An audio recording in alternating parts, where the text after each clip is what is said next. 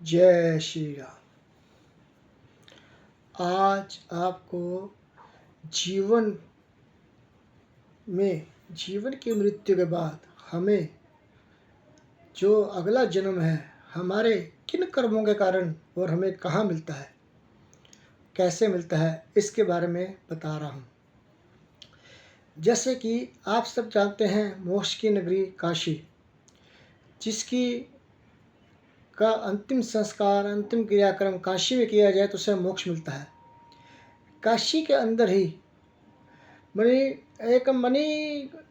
कृष्ण घाट है, जहाँ पर लगभग लोगों को मोक्ष के लिए उनका अंतिम संस्कार किया जाता है। और काशी के ही लोग जो हैं, वहाँ पर जब भी किसी का अंतिम संस्कार किया जाता है तो जब उसकी चिता ठंडी होती है, उसकी भस्म के ऊपर 194 यानी कि 94 नंबर लिख देते हैं।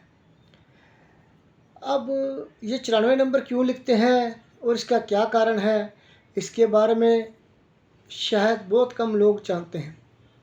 कहते हैं कि हमारे जीवन काल में कुल 100 शुभ कर्म होते हैं और उन 100 कर्मों में से 6 कर्म जो हैं वो हमारे हाथ में नहीं है, वो ब्रह्मा जी के ही हाथ में है। उन 6 कर्मों में इसमें हमारी हानि, लाभ और जीवन और मृत्यु, यश और अपयश, ये 6 कार्य जो हैं भगवान के अपने हाथ में हैं।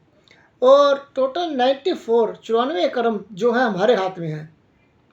हमारे कर्मों का जो फल है, हमने 94 कर्म हैं जो हमने जो करते हैं, जो अपनी ज़िंदगी के अंदर, ये जैसे किसी को परेशान ना करना, दुख ना देना, किसी को गाली नहीं देना, किसी गरीब को खाना खिलाना, किसी के साथ कोई लड़ाई झगड़ा नहीं, कोई परेशानी नहीं, यानी कि एक से एक बढ़ के कर्म, टोटल 94 कर्म हैं।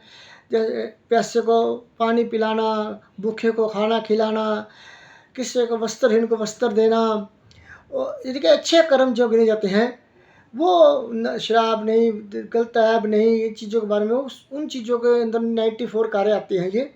और वो 94 कार्य जो हम लोग करते हैं, उसके बाद जब इंसान की मृत्यु होती है तो उस मृत्यु के बाद जो हमारे मन के साथ, जब हमारे जो मन के साथ, गीता के अंदर भी ये कहेगा, मन के साथ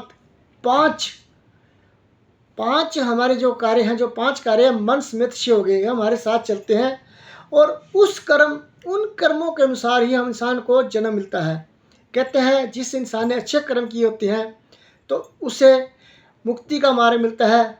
और हमें उन 94 कर्मों के अनुसार ही हमें खुद को ये देखना होता है कि हमारा ज्ञान जो है, ज्ञान के साथ जो हमारे कार्य चल रहे हैं, उस कार्य के साथ देखते हैं कि उसको यदि 6 कर्मों के अनुसार उसका जन्म कहाँ और किस योनि में, किस देश में कहाँ होना है, इसके बारे में हमें से कोई नहीं जानता, वो सिर्फ एक परमात्मा ही जानता है। तो ज़िंदगी के अंदर कभी भी कुछ भी कार्य करें, किसी को भी कोई ऐसी बद्दुआ ना दें, किसी से ऐसे परेशानी ना ले, किसी की बुराई मत करें, ताकि हमारे जो आने वाला जन्म है अच्छा जन्म मिले, अच्छी योनि में जाए, अच्छे कार्य में करें।